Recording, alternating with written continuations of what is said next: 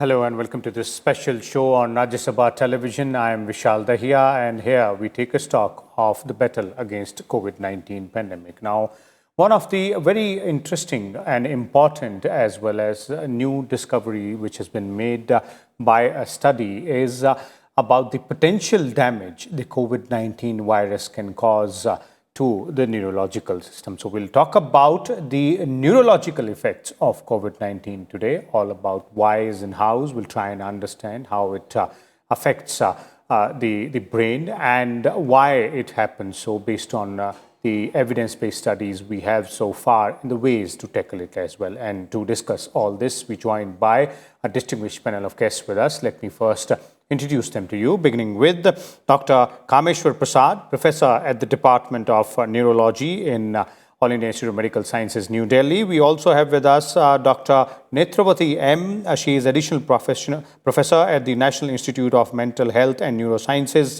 that is NIMHANS, Bangalore, and Professor Sarman Singh, Director of AIIMS Bhopal, is also joining us. Welcome all of you to Rajya Sabha television. Let me begin with you, Dr. Kameshwar Prasad, and let's start by understanding a bit more, on the effects of COVID-19 virus, the neurological effects specifically. You see, an indication that COVID-19 virus has some affinity for nerves comes from the simple knowledge that perhaps everybody knows that one of the symptoms, early symptoms of COVID-19 is loss of smell and loss of taste. So the very fact that smell is lost means the nerve which is responsible for smell, which actually has receptors in the roof of the nose, which we call olfactory nerve, that gets affected. And very often we know from our previous knowledge that that is a route which some of the infections take to reach the brain. So it is very close to the brain, and it's very much possible that the virus travels through the olfactory route to the brain. But that is probably only one of the other possibility. The other thing is there is virus in the blood. The blood is reaching the brain.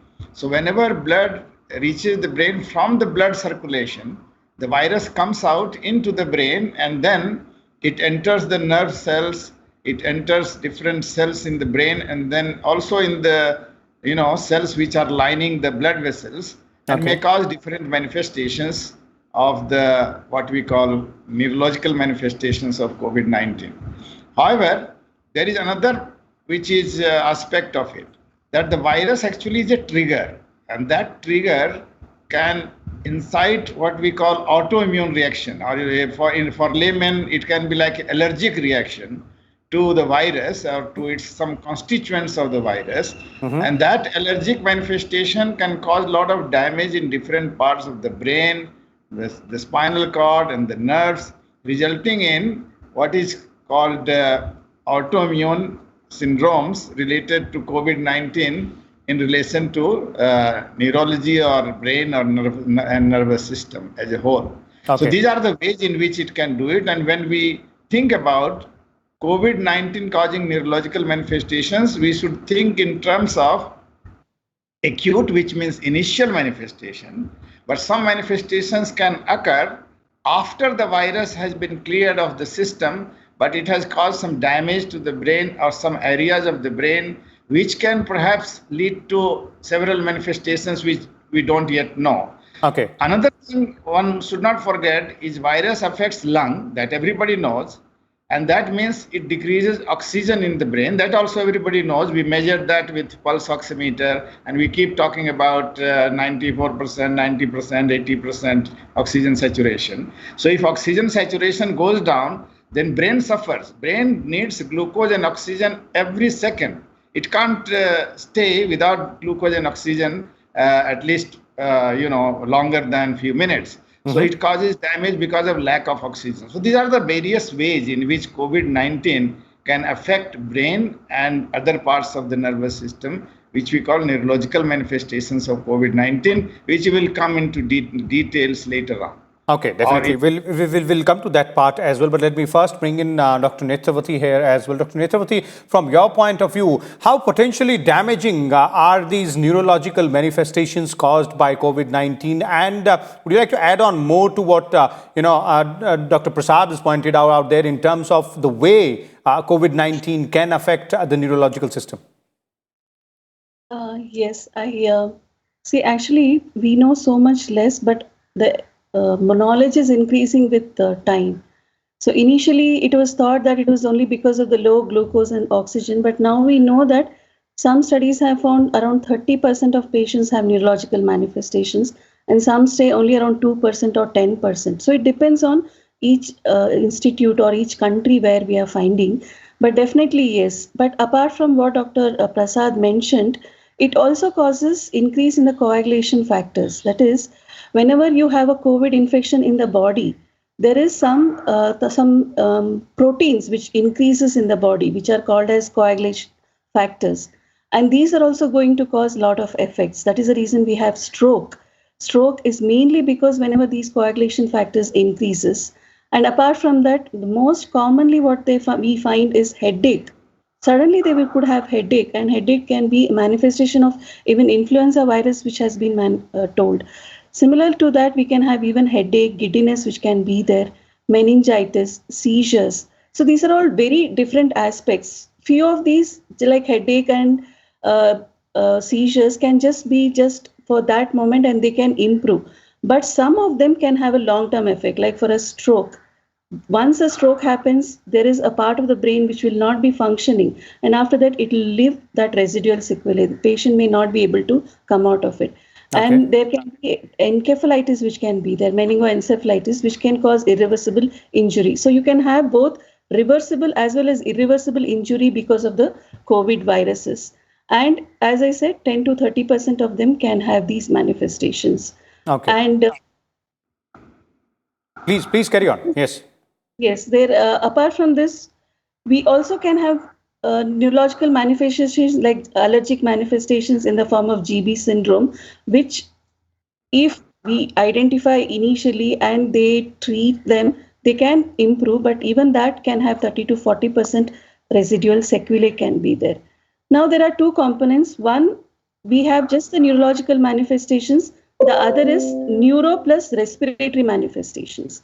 So when only it is neurological and it is just the manifestations because of allergic or because of the cytokines, that is those proteins which are increased, then they can be improved very well. But if there is also respiratory, then it becomes very difficult that whether to manage with the available medications and how much it is going to cause a worsening of neurological effects. So both of them need to be balanced and treated.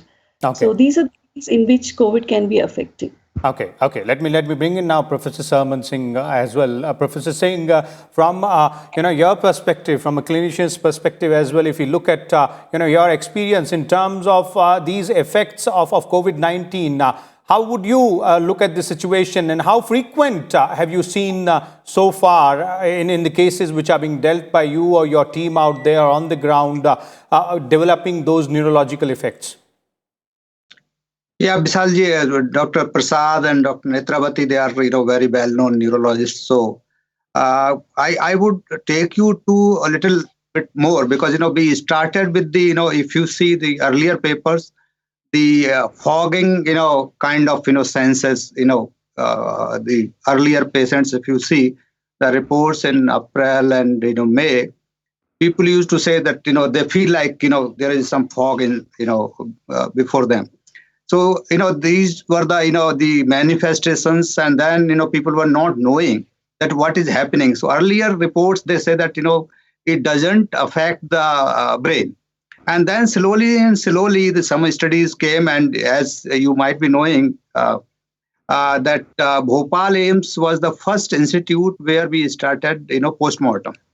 And what we have found interestingly, which was not known earlier, that there is a definitely involvement of the brain, and that Dr. Netravati, as he said, that there is a coagulation and there is a inflammation also. And what we have found that earlier the American study, they reported that they could not find the virus in the brain, but we have done about 19 autopsies, and of these, we could see the virus in 2 brain samples out of 19. So, of course, it is quite less. It doesn't affect, as Dr. Netravati very rightly said, that probably it affects directly, but more importantly, it affects indirectly. So that is most important. This could be autoimmune, as Dr. Prasad said, and Dr. Netravati also said. So there are 2 modes. One is direct, which is usually the affecting the blood vessels and neurons, of course, ultimately. But more importantly, most of the cases, they are having effect indirectly. So they are affecting the oxygen, glucose, of course, but otherwise also they lead to various kind of cascade of reactions in the brain, and that leads to this kind of manifestations, as they both mentioned that it can start from the loss of smell, or could be seizures, or various kinds of attacks, or even sometimes it is seen that other than encephalitis also. So all kind of manifestations they can have. So this probably from our institute, this is a new insight that we can say in about 10% of the cases, we see that there is a virus which is crossing the what we call usually blood-brain barrier. Yeah. Okay. Dr. Kameshwar Prasad, in both those situations, that is the direct manifestation as well as indirect manifestation, based on what we know so far, how should it be tackled, and how is it being done in terms of, the tackling of neurological effects of COVID-19 in patients? You see, tackling any disease actually can be classified into 2 categories of treatment. One we call symptomatic treatment, which is whatever symptom is there, you treat it, and that symptom gets relieved. And the second kind of treatment is specific treatment, which is related to the disease. You may also call it disease modifying treatment, or the ones which actually modify the course of the disease.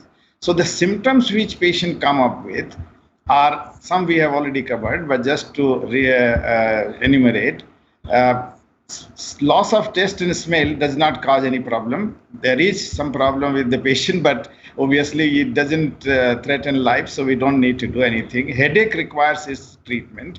There are many patients who complain of fatigue. That is almost 60% of patients will complain of fatigue.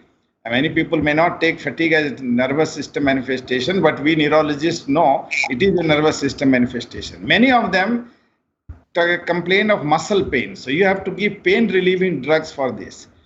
You have to also see other symptoms which are more troubling, like confusion.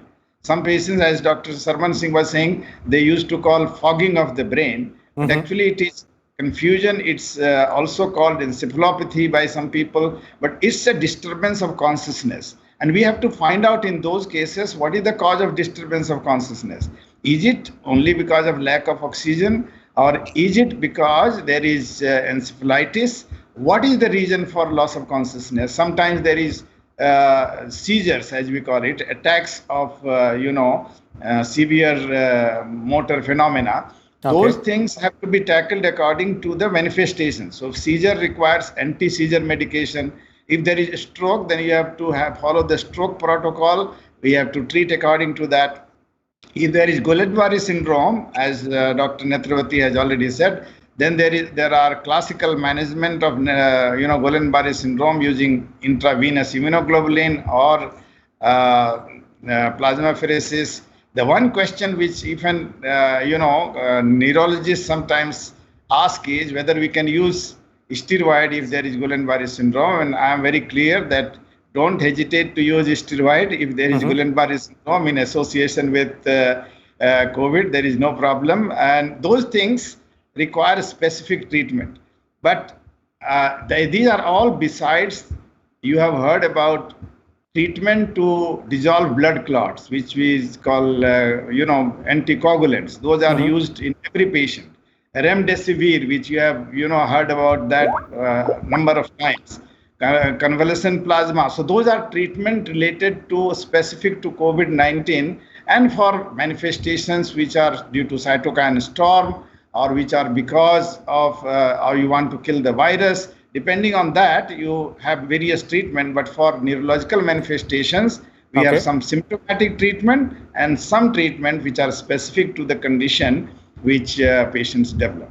Okay. One more aspect here, Dr. Prasad, and that is initially you mentioned how the oxygen level is also closely interlinked with the neurological manifestations caused by COVID-19. So, what's the safest threshold out there? Because this is really important for the layman and for the general public to also understand in terms of when people monitor their oxygen levels, if they have moderate infection of COVID-19 and they are isolated at home, then from that perspective, if you'd like to advise something. If they are finding it 95 to 100%, then it's normal. There is nothing to worry if it is 95 to 100%. But sometimes, suppose it is 94%, need not worry. You don't need to rush to hospital. First thing is that you check whether machine has been applied properly, whether you have checked it properly, your machine is working or not. Give it to some normal person in the family and let them check what is the level. So first thing is to check whether it is giving correct reading or not. But if it goes below 94%, that's the time when we would say that they should go to a hospital, or sometimes nowadays even home oxygen therapy has been advocated by some governments. So you can, in Delhi, our government is encouraging home oxygen therapy, so they can take home oxygen therapy. But 94% or above, there is no need to worry, no need for taking oxygen specifically. Okay. Dr. Netravati, your views on the treatment path, the tackling neurological effects, because as you pointed out earlier, we don't know much about it right now, but based on what we know and slowly we're learning more about the effects of COVID-19 on various parts of the body. And obviously, neurological manifestations are the most difficult to study, understand, and then perhaps find a course to tackle them as well. Yes. As I said, there are two components. One is when you have the neurological manifestations with the respiratory complaints. The other is when only the neurological manifestations are present. So if only it's the neurological manifestations which are present, then we only treat for the neurological part. Like they would have come to us with seizures or epilepsy, then we treat for that. GB syndrome, we treat with IVIG. Stroke, we treat with anticoagulants. But when we investigate, we find them to be having either a chest X-ray or a CT thorax showing respiratory involvement, because most of the time they will not have respiratory symptoms. But when we do the X-ray or CT thorax, we find there is something called as a CORAD score, which could be high, 1 to 2 at least, sometimes even 3 to 4. So if these are positive, then we'll have to give the steroids, remdesivir and tocilizumab also. Then the problem happens that when we try to balance giving both treatment for neurological manifestations and respiratory, that time there are some disorders where both of them can't be given together. So that we need to balance. Otherwise, we treat the neurological manifestations, evaluate for the respiratory manifestations if it is there by doing a CT thorax. If it is there, then we also give steroids and remdesivir. That is the way we. But at the most, what we have to remember is more than the treatment, I think the prevention is the most important. So it is just like the same principle, respiratory, neurological, it's the same way of prevention. Safe distancing, practice hygiene, mask, and social distancing. That has to be there, both for respiratory as well as neurological manifestations. Okay, definitely. Prevention is much better than cure as far as COVID-19 is concerned. Let me bring in Dr. Sarman Singh here as well. Professor Singh, from your experience and the way you're pointing out how, AIIMS Bhopal was the first institute to go for the post-mortem of COVID-19 fatalities, and there was a occurrence of virus in 2 out of 19 cases you pointed out. So obviously your team would have devised a protocol to deal with these neurological manifestations of COVID-19 patients. Yeah, Vishalji, this is, I think, 2 points I would like to bring here. One is, of course, the hypoxia, because sometimes, as Dr. Prasad said, these days, most of the state governments and most of us the general public also is quite aware. So we are all having oximeters at home. Earlier we were not having, and then obviously the people, we used to advise that, whenever you feel like breathlessness, then you come to hospital. But that is no more true, because many cases you will, have very low, oxygen saturation, but you are feeling perfectly fine. So this is called happy hypoxia, and therefore these oximeters are very important. The second thing, what we have learned from our experience, as you said, I think these two very prominent neurologists, I would like to emphasize that neuropsychiatry, I think, is coming up, and this will be a major issue in post-COVID era. Okay. And why I am saying that, we have seen that many of the patients, this or that, I will not enumerate because it's a huge list of the manifestations. But even after getting cured or going home, these patients, they have various kinds of behavioral or psychological, effects. Some depression is, of course, most important, and there are other manifestations also. So I think from our experience, we can say that, we are yet to know many more issues or pathologies or pathophysiologies of the COVID virus. And definitely more and more studies are required.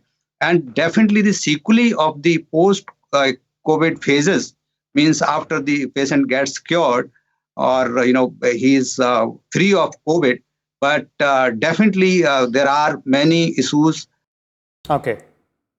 So there it is. Definitely we'll learn more about the effects, the neurological effects of COVID-19 as time passes by. But based on what we know, evidence-based studies, these are the views coming in from the experts. Thank you so much once again, Dr. Netravati, as well as Dr. Kameshwar Prasad and Professor Sarman Singh, also for sharing your views with us all about the neurological manifestations, both direct and indirect, of COVID-19 and the potential damage it can cause for those patients.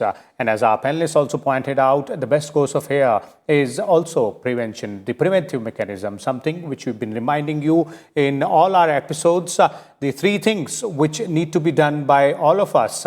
That is wearing a face mask with completely covering your nose as well as your mouth. Also, ensuring that you wash your hands regularly and practicing physical distancing of at least 6 feet. These are some aspects of a COVID-appropriate behavior which comes into the preventive mechanism category. And as it has been already said, always prevention is better than cure, and it is much more true in case of the COVID-19 pandemic. We'll come back again tomorrow with a different topic. Till then, keep watching Rajya Sabha Television. Thank you.